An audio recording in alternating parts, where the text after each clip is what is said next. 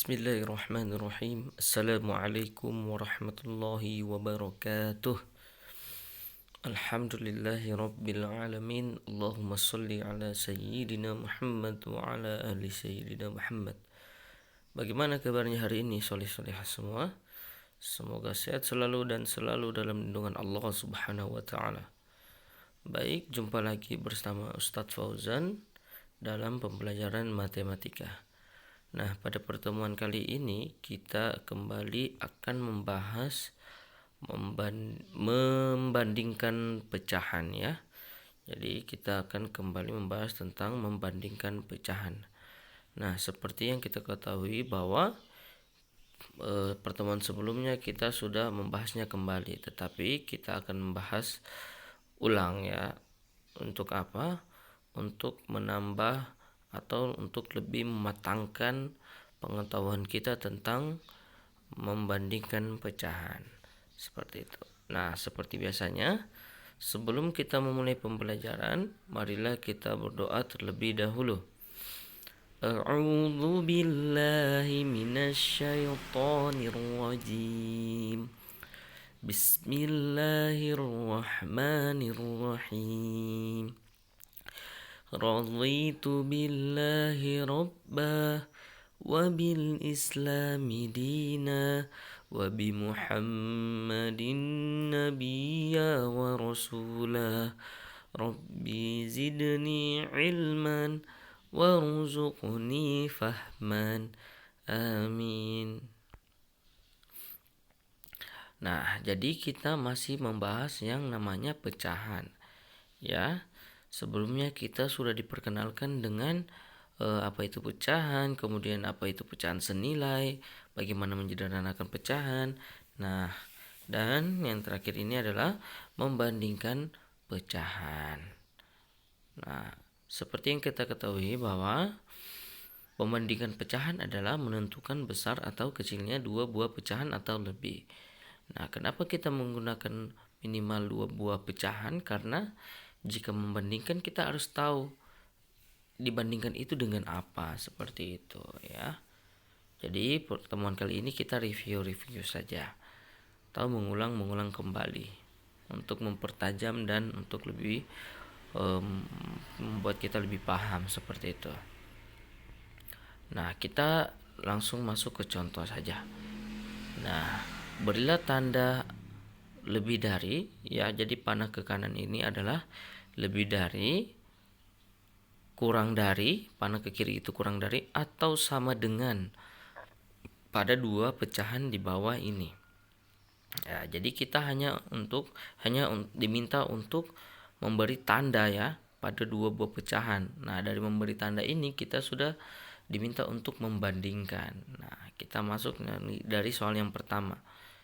1/2 1/4. Nah, bagaimana cara mengetahui ini? Nah, kita ibaratkan seperti kemarin. 1/2 itu adalah satu kue yang dibagi 2. Mau dibandingkan dengan satu kue yang dibagi 4. Nah, pastinya dari soal ini kita langsung tahu bahwa kalau kita membagi kue itu hanya untuk dua orang, pasti akan lebih banyak yang kita terima daripada kita bagi dengan 4 orang, satu kue yang dibagi 4 orang. Maka bisa kita simpulkan bahwa 1/2 itu lebih besar dari 1/4 ya. Kenapa? Karena satu kue yang kita bagi dengan 2 orang akan lebih menghasilkan lebih banyak ya daripada satu kue yang kita bagikan untuk 4 orang ya. Seperti itu. Nah, soal yang kedua, 1/3 2/3. Nah, di sini bisa kita lihat ya, yang akan dibagikan itu sama ya, jadi semua akan dibagi kepada 3 orang.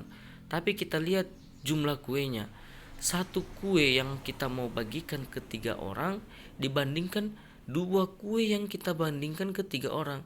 Tentu bisa kita simpulkan bahwa satu kue ini pasti lebih sedikit yang kita dapat kalau kita bagikan ke 3 orang dibandingkan dengan 2 kue ya. Di sini langsung bisa terlihat ya. Jadi kesimpulannya apa? 1/3 itu lebih kecil dari 2/3. Kenapa? Karena 1/3 itu kita ibaratkan dengan satu kue yang kita mau bagikan ke 3 orang. Pasti lebih kecil dari 2 kue yang kita bagikan ke 3 orang. Seperti itu ya.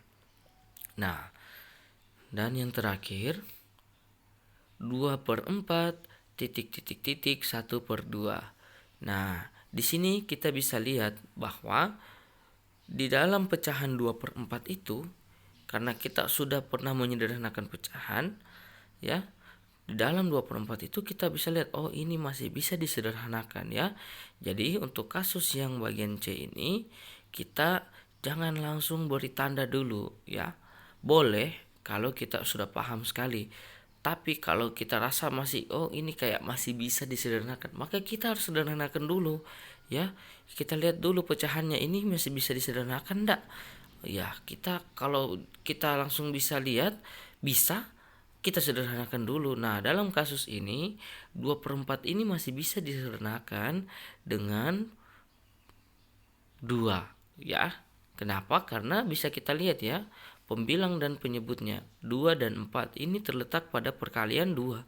Maka pembilang penyebutnya ini bisa kita bahagi dengan 2 ya. Sudah kita pelajari kemarin tentang menyederhanakan pecahan. Nah, baru kita mau bandingkan dengan 1/2 titik titik titik 1/2. Nah, kita kerja dulu yang dalam kurung ini ya. 2 bahagi 2 1 ya, pembilang bagi pembilang, penyebut bagi penyebut. 2 bahagi 2 adalah 1, kemudian 4 bagi 2 adalah 2, maka dihasilkan adalah 1/2. Nah, baru kita bisa lihat di sini 1/2 titik titik titik 1/2. Nah, kalau kelihatan seperti ini kan langsung bisa terlihat ya, langsung bisa kita tahu apa hasilnya, yaitu sama dengan ya, 1/2 pasti sama dengan 1/2.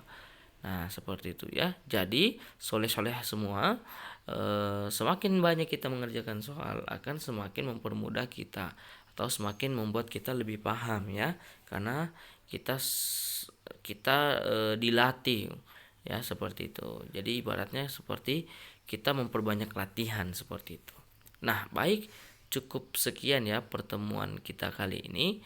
Jadi insya Allah hari ini tidak ada tugas ya, tidak ada tugas. Jadi insya Allah pekan depan kita akan ujian penilaian harian ya, atau ulangan harian seperti itu. Baik, terima kasih soleh-soleh semua. Ustaz Tahiri. Assalamualaikum warahmatullahi wabarakatuh.